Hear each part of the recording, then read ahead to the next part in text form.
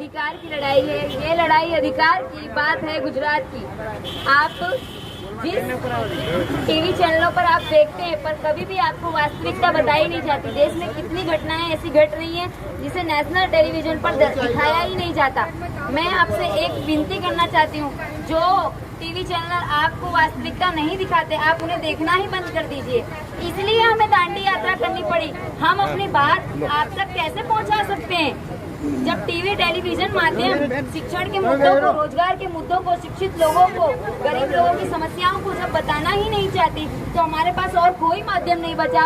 तब हमने गांधी जी के माध्यम को पसंद किया। गांधी जी ने दांडी यात्रा को नमक पर लगे हुए कानून को, कर को हटाने के लिए किया था। नमक अर्थात हमारी जीवन की बुनियादी आवश्यकता। इस बुनियादी आवश्यकता वर्तमान समय में हमारा रोजगार है। यदि शिक्षित युवा को यदि स्थायी नौकरी नहीं मिलेगी तो हम कैसे अपना भविष्य सुनिश्चित कर सकते हैं। आप ये सोचिए, आप ये विचार कीजिए कि आपकी माता कायमी है या करार पर है। क्या आप अपने माता पिता को 11 महीने ही अपने घर में रखेंगे? क्या आपकी बेटी पढ़ लिख कर सिर्फ 11 महीने नौकरी करेगी? क्या आप चाहते हैं कि देश के शिक्षक का हाल अग्निवीर के जैसा हो? आप ये विचार कीजिए। नेशनल टेलीविजन पर अमृतपाल सिंह की जो शहादत हुई, वो शहीद हुए, उन्हें अग्निवीर कहा गया, पर उन्हें शहीद का सम्मान नहीं दिया गया। मित्रों, हमारे देश में सरकारी संस्थानों को समाप्त करने का षड्यंत्र चल रहा है। ये सिर्फ 11 महीने का कॉन्ट्रैक्ट हमें देकर सरकार यह बताना चाहती है कि वह गुणवत्ता को सुधारना चाहती है। मित्रों, यदि गुणवत्ता को सुधारना है तो जैसी प्रजा वैसी राजा को भी मिलना चाहिए। जैसा राजा वैसी प्रजा। राजा को भी अर्थात की शासनकर्ताओं को भी 11 महीने करार पर आना चाहिए।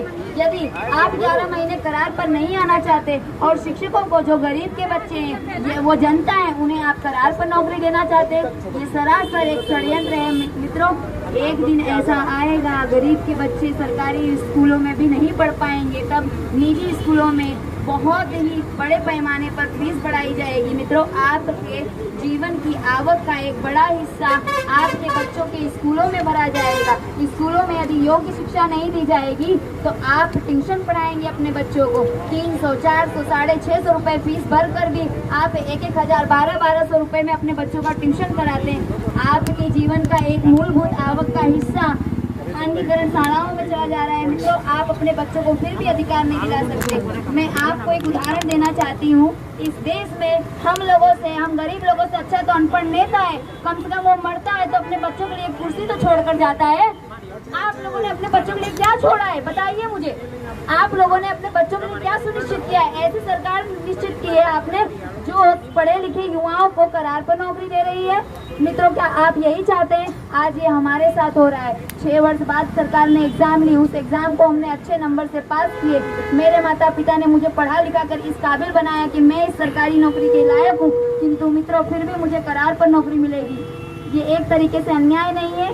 एक माता अपने बच्चों को गर्भ में 9 महीने रखती है, वो भी करार पर हमें नहीं है हमारा परवरिश करती है, वो हमें कायमी प्रेम करती है। मित्रों, प्रजा के लिए राजा ही सब कुछ होता है, पर राजा ने अपने बच्चों के लिए तो हलवा पूड़ी रखा है, पर प्रजा के बच्चों के लिए 11 महीने करार पर नौकरी रखा है। आज हमारे देश का सिपाही अग्निवीर बन चुका है, अब हम कल शिक्षक वीर बनेंगे। मित्रों, कल हम मर जाएंगे, हमें 2 फूल श्रद्धांजलि के मत चढ़ाने आइएगा आप।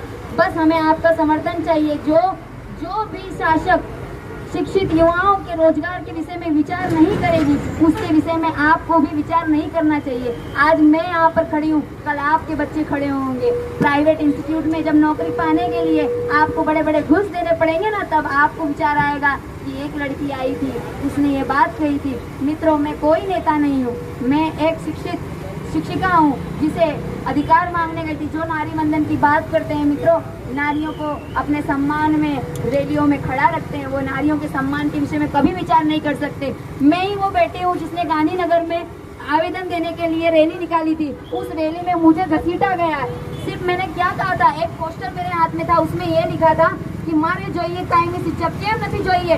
જો આપણે કહેતા હોઈએ કે જય જય ગરવી ગુજરાત, તો આપણે એ ગુજરાતમાં આઝાદ નથી। એક બીજેપી પ્રવક્તા અમને એમ કહેતા હતા, અમારા 40,000 બાળકોએ ફોર્મ ભરી દીધા છે, તો કેમ ગુજરાતના બાળકોને તમે કરાર ઉપર મૂકશો? હવે અમે કહીશું અમે ભારતીય છીએ, તો હવે તમે શું કહેશો? ગુજરાતમાં તમે કરાર ઉપર નોકરી આપશો, જ્યારે ભારતમાં બધી જ જગ્યાએ કાયમી શિક્ષકોની નિયુક્તિ થતી હોય તો ગુજરાતમાં કેમ નથી?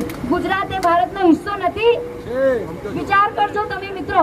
મારી તમારી એટલી જ વિનંતી છે કે તમે ભારતનો ભવિષ્ય નિશ્ચિત કરનારા છો, એટલે ભારતનો ભવિષ્ય એક એવા હાથમાં રાખજો, એવા હાથમાં મૂકજો જે તમારા બાળકોને અધિકારને સુનિશ્ચિત કરી શકે, સુરક્ષિત કરી શકે.